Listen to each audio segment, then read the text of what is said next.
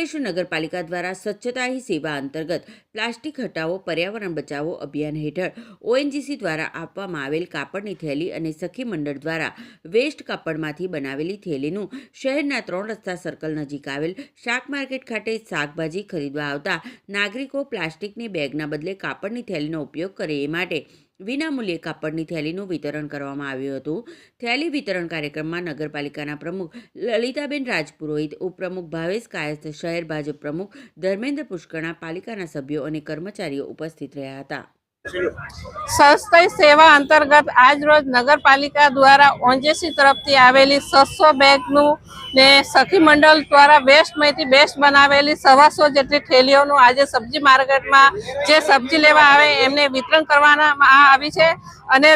તમામ જે માર્કેટમાં સબ્જી લેવા આવે એમને હું વિનંતી કરું છું કે પ્લાસ્ટિક બંધ કરે ને કાપડની થેલીનો ઉપયોગ કરે।